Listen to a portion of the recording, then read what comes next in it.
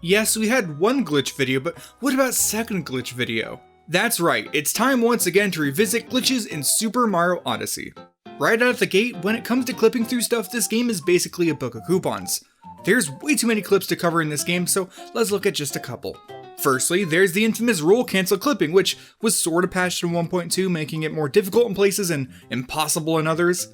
Put simply, the trick is performed by facing a wall, jumping, performing a ground pound, and then very quickly starting roll with X, and then immediately inputting a cap throw cancel with Y and B. It's a bit wordy, I know. I'll include a good tutorial video in the description. Doing this in Snow Kingdom, for example, could let you get out, around, and into the tunnel without completing the 4 sub-areas first. While down here, there's also release clipping, a neat glitch that in this case will let us get out and explore the racetrack. Basically, you have to perform some bounces and uncapture the highest point so that Mario is forcibly pushed through the wall. Out here, we can see that for some reason, the snow underneath the spectators is actually just retextured sand. This glitch wasn't technically patched out, but in later versions, they adjusted the death plane so that you couldn't fall forever. And speaking of, you do always have the option of just walking onto the racetrack and dying, because why not? You could also jump off, ground pound, and fall infinitely. Doing this for a long time, I think I left my Switch on for like 26 hours, will cause Mario and Cappy to become corrupted over time, more and more, depending on how long you leave him falling. And also, it depends on the angle of the camera. Either way, I captured this very cursed stop motion, so enjoy. New Super Mario Brothers! Wiiiiiii!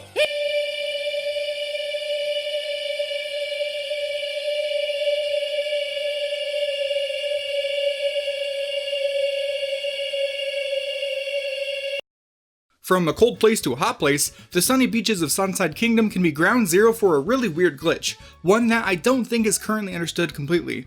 At least, it's a mystery to me. From versions 1.01 all the way to 1.2, various people have magically gained the ability to swim through the air.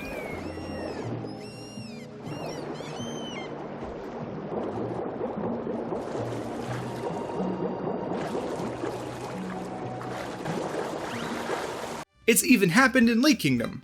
One hypothesis is that the glitch is initiated after the game improperly loads the level. But your guess is as good as mine. Probably better, to be honest. I'd love to hear if you ever run into this glitch yourself and what you think might have caused it. There's another kind of sky goofery that was possible up until 1.2. You see, while in the boss fight against a mollusk lancer, if you uncapture Gushin over its head and recapture it while it's mid-bounce, it'll continue bouncing up into the sky. This, while fun to look at, is very much a soft lock and requires a reset. Moving on, it's time to achieve new heights. This can be done with a variety of methods, but let's start by revisiting the wonderful doggo. Mr. Bork, or Mabork as I like to call him, can be used to fly high into the air. All you need to do is trick the pupper into jumping and jump on top of him. Hold down the jump button and capture the top of your jump and ground pound.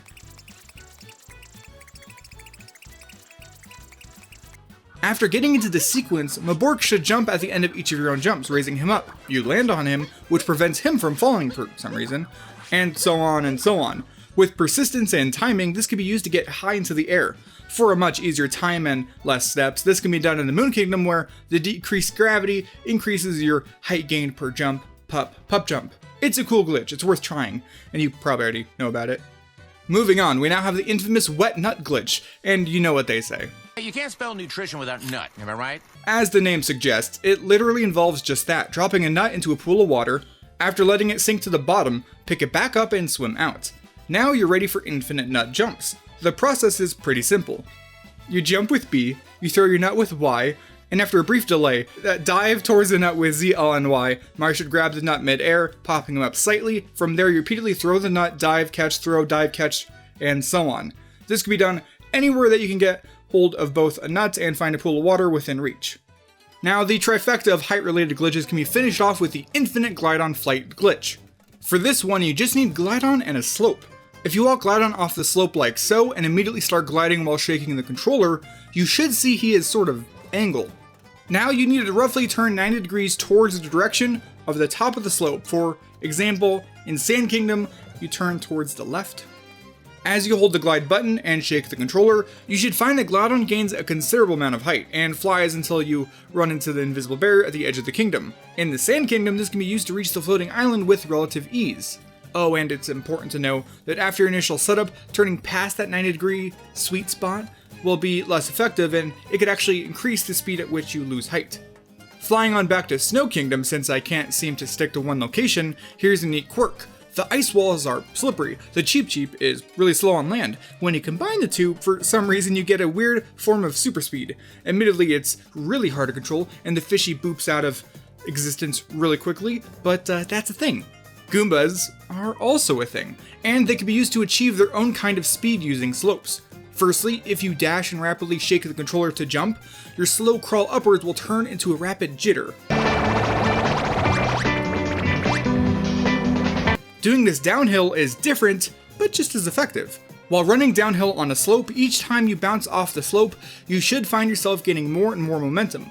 There's not a lot of great places to do this, but it can be a lot of fun.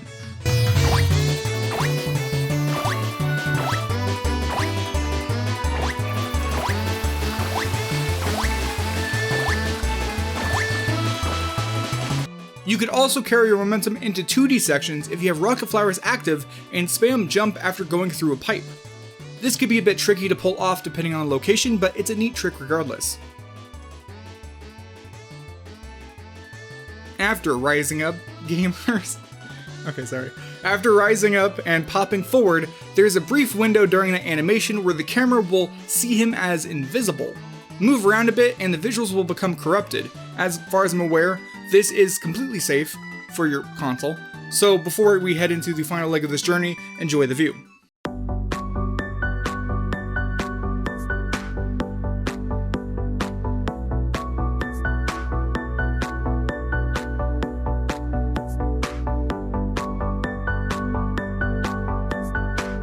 Finally, it's time to look at the coin coffer glitch. A coin coffer can be found hidden among the flowers. If you capture him and bring him over to the ledge down at this part, we can perform a weird glitch. So go ahead and break the nut, revealing a moon, and then position the coin coffer like so. The nearby Fire Bro jumps between 3 spots, this being one of them. While in assist mode, we want to capture the coin coffer while it's overlapping with the Fire Bro. If nothing else, this can cause Mario to become disconnected from the coin coffer, and he'll actually fall through the ground. If done properly, you could then quickly collect a moon before the game returns you to what it thinks is a safe location, and at this point Mario becomes glitched. Now if you take damage and immediately capture something like a plant boy, Mario's model will remain in place, essentially cloning him. Just a heads up, by the way, after so-called cloning Mario, you won't be able to uncapture, so your best bet, if you're a plant boy, is to jump into a pool of water. In this glitch state, if you capture Glidon and clone Mario, the camera will remain focused on the clone. That is, unless you're currently gliding. So while gliding away, you can actually make things very confusing by gliding and letting go of the button and then doing it again and back and forth and so on. Also, if you capture a Goomba in this glitch state, jumping into a pool of water is totally fine. And it actually makes for a great view. Also, it's somewhat related, the coin coffer can actually be used to crash the game because, of course, why not? Just destroy a tank, park the coin coffer in its spawn location, wait for the tank to respawn, and then capture the coin coffer while spamming ZR. Alright team, let's race on to the next glitch, which involves escaping from boss arenas. Firstly, we have the fight against Harriet in the Sand Kingdom. When trying to jump up over the barrier, a bubble will return you to the fight. Well, if Mario is angled to the side like so, and a bomb lands on him just right at the right moment, he'll be dropped through the floor and appear down on the sand below. Once outside the fight, you're free to explore the world and even collect moons if you want. One thing that is messed up, however, is the camera, which is especially noticeable during 2D sections. Oh, and lava can even spawn way up here outside the arena mid-air. It's possible to escape multiple boss arenas, something you can find out in the video I'll link in the description, but the other one we'll look at is the Cookatiel fight in Luncheon Kingdom. For this one, you'll need to be in 2-player mode and leave Cappy behind before launching up into the boss arena itself. Cappy needs to capture one of the forks, which will warp Mario out of the arena. The camera, however, will remain very high up, which makes for some very awkward gameplay. Also, if you go into a cave and then uncapture, this happens.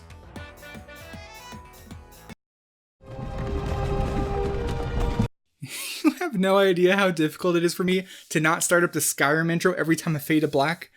Speaking of, darkness and fading. We got a neat glitch over on the dark side of the moon. After going through the moon pipe, you'll find yourself in a New Donk City themed sub-area. Here, you're supposed to use Yoshi to navigate around tanks and stuff, or whatever. Instead, we're not going to do that. Our goal is actually to parkour all the way up there, but there's actually an invisible barrier in the way that can only be avoided if we align ourselves with the very edge of the building on the left. If we jump back and forth between the walls, we know it's working if we lose sight of our shadow, and a little bit after, the camera will actually follow us up to track Yoshi once more. At this point, we'll want to carefully jump back and forth while moving farther and farther, and then around the corner. There's another invisible wall at the end of the alley, which extends all the way up. The reason we're up here is because by jumping off to the side, we'll actually fall through the building, and then we can go around the invisible barrier. If done right, we'll fade out, and after a very lengthy loading screen, we'll actually be in Metro Kingdom. It turns out the dark side sub-area is literally the Metro Kingdom sub-area, just redecorated, with the loading zone just barely out of reach. Onto the darker side, we can't forget the infamous frog skip. Most of you probably know the method where you capture a frog as you bounce on it, but you could also jump down and swim next to Dory. She bobs up and down in the water, which can actually raise you up slightly. As long as you only move while not in contact with her back, if that makes sense, you could actually swim off through the air.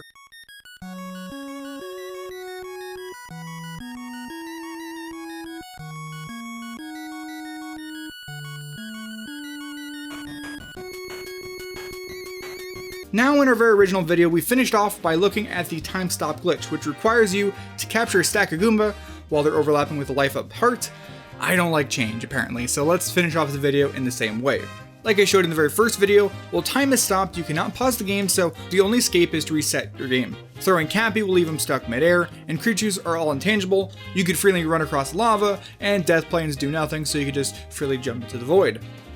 Something I didn't know / look at is that the glitch is actually not limited to the darker side. As many comments pointed out in the first video, it's possible to do this anywhere with Goomba in reach of life up heart. So like for example, you could do it in Bowser Kingdom, where you can unearth a life up heart here at the main courtyard entrance. You could also do it in the Mushroom Kingdom by first getting the good old doggo to dig up the heart right about here.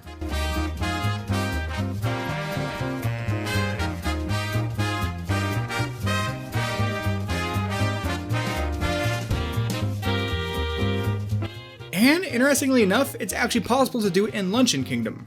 The only problem with this one is that the Goombas are really far away from the question mark block containing the life up heart. We can actually take them to Perona Plaza, but there is a section of the mountain in our way. To get up it, we can spam the dash button, which will cause the Goombas to just slide on up, which works because, yeah, sure, okay. After activating the time stop glitch, I couldn't not let Mario get a good nap because there's finally time now.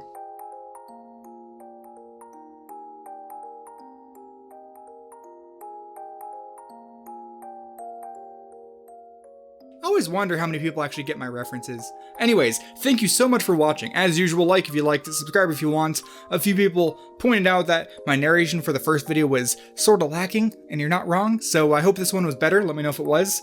And if you're curious, I don't currently have any plans to do a part 3 for this video, so just keep that in mind. That's about it for this one. Thanks for watching. I'll see you in the next one.